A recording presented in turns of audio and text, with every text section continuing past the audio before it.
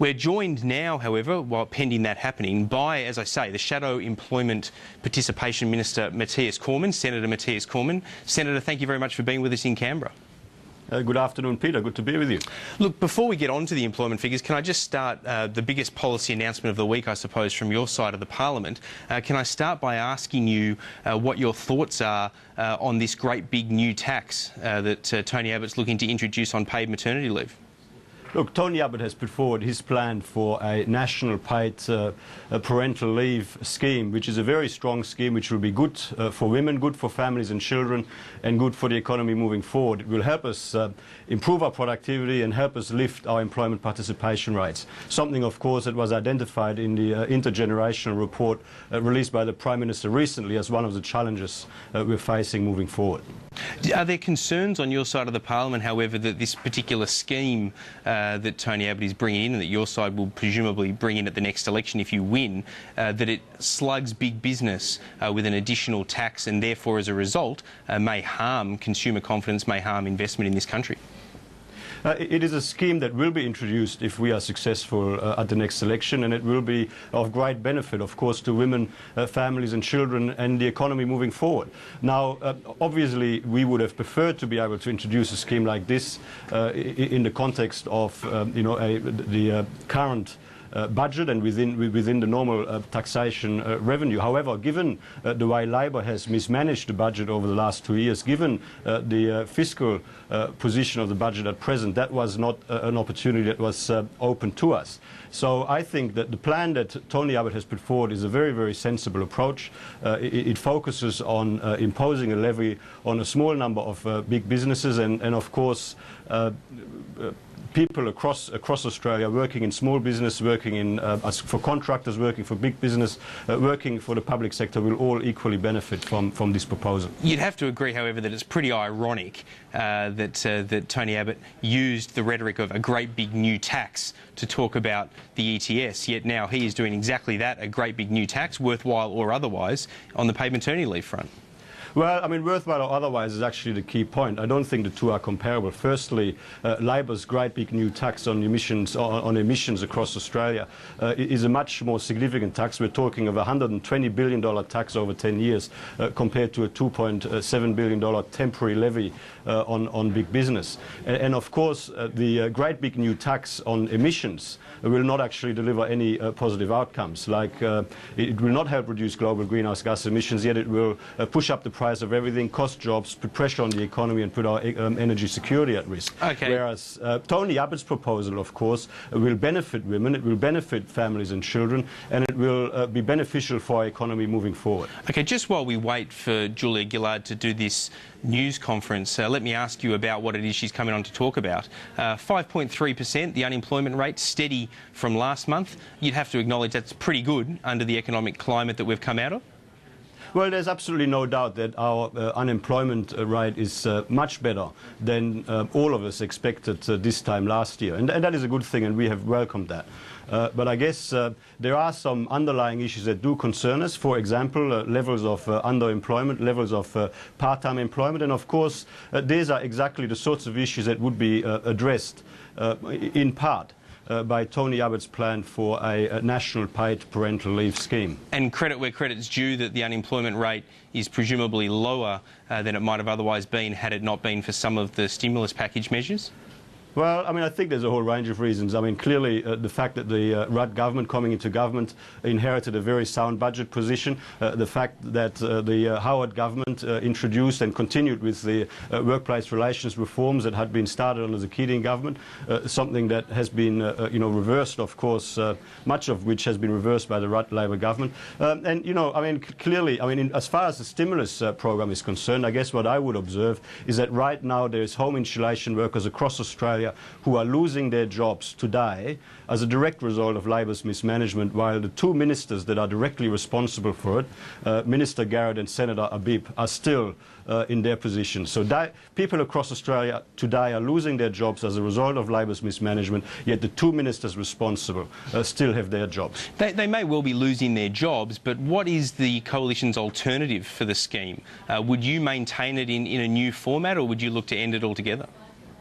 Well, I mean, very, very clearly, we have pointed to significant flaws in the programme right from the word go, and the two ministers that are directly responsible for the mismanagement should not have been, allowed to continue in their respective roles. The fact that there's people across Australia who are losing their jobs as a direct result of Labor's mismanagement of this home insulation fiasco should be reason enough for those two ministers to lose their jobs as well. Senator, on another issue, yesterday 5 of the government's ministers came out and had a real red-hot go at the coalition for obstruction in the Senate. You're a senator. They were accusing this of being the most obstructionist Senate in decades. What do you think of those comments? Well, I mean, they're just ridiculous comments. I mean, clearly the government doesn't like to have its legislation scrutinised. There's a very simple principle at play. If the government introduces good legislation, we will support it. If the government introduces bad legislation, which is not in the national interest, then we will oppose it.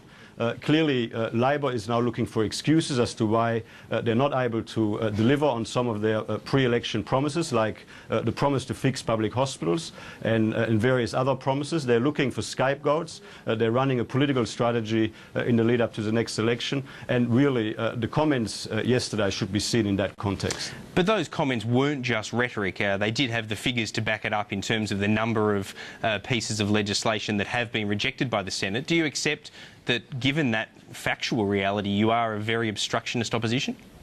Well, I mean, firstly, the number of pieces of legislation that would have been opposed by the coalition is, of course, directly related to the number of bad pieces of legislation that were introduced by the Labor government. And the further point I would make is that we can't actually block anything on our own. The only way we can, whatever our views on a particular piece of legislation, the only way we can contribute to blocking something in the Senate is if we can convince at least 2 other senators of the merits of our argument. Now, I mean, if we look through some of those measures, for example, the private health insurance, the broken promise on private health insurance rebates, the government went to the last election with a most emphatic promise not to retain the existing private health insurance rebates.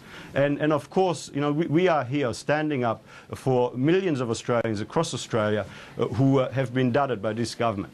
And of course, we've taken the view it's bad public policy, it will be bad for our health system, and of course it is our responsibility in that context to stand up for the national interest as we see it. But it's not a good look, is it, 2 years after a government being elected on a mandate for change, to not be able to go about introducing some of that change? And in particular, I guess what I'm thinking about here is the ETS, because it wasn't just Labor that took that to the last election, the coalition did as well.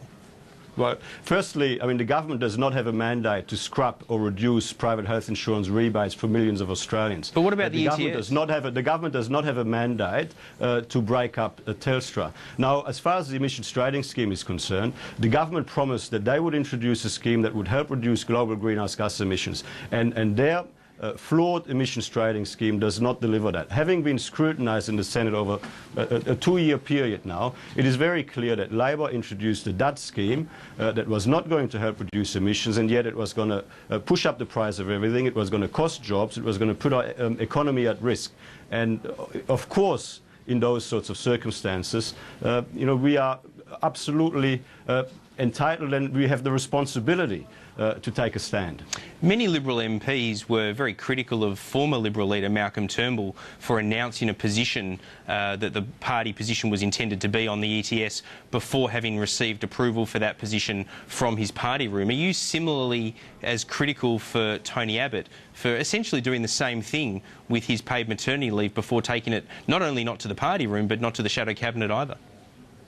Tony Abbott made a call that Australia needed a national paid parental leave scheme that was serious and that would be of significant benefit to women, families and children and our economy moving forward. Now, we have had a broad discussion in our party room on Tuesday, and Tony Abbott received very broad support for his proposal in the party room. But do you accept that procedurally at least the mistake that Malcolm Turnbull made on the ETS was no different to the mistake that Tony Abbott made by not first getting approval from his party and his shadow cabinet before announcing his policy?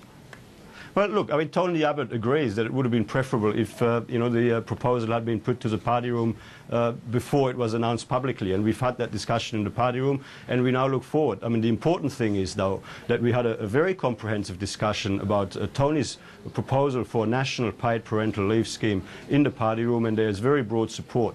And this is now our policy proposal moving forward. We're now engaging in a period of consultation to deal with some of the detail around implementation issues, etc. But essentially, Tony Abbott has put forward a very significant plan for a paid parental leave scheme, which will provide for paid leave over a 6-month period at the replacement salary for the principal carer who in the context, of course, of having a baby. And this is broadly supported by our party room, and I think it's now just a matter of selling it to the public. And of course, we call on the Rudd Labour government to come on board with our superior scheme. Their scheme, we have described it as a Mickey Mouse scheme. It will not address the financial and maternal issues involved with starting a family. Sure. Okay. One final topic that I wanted to brace with you was the Henry Review into taxation. The government is still refusing to release it. It was handed to the Treasurer, I think, in December last year. On the Treasury's website, it says that it will be released early this year, whatever that means. We're now roughly 20% into this year, and it still hasn't been released. Plenty of people in the journalism world are calling for it to be released, myself included. What's your view on that?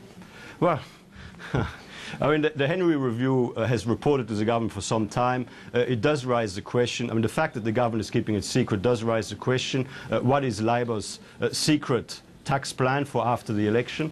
I mean, it's been said that the reason it hasn't been released was because the Prime Minister was unavailable to make the release. But I mean, I guess what I would say Senator Cormann, let me just, if I could just interrupt you there. Sorry to do this to you, but Miss Gillard is now just coming up for her news conference, so we'll just throw to that she knew what she was doing. Maybe come back to you.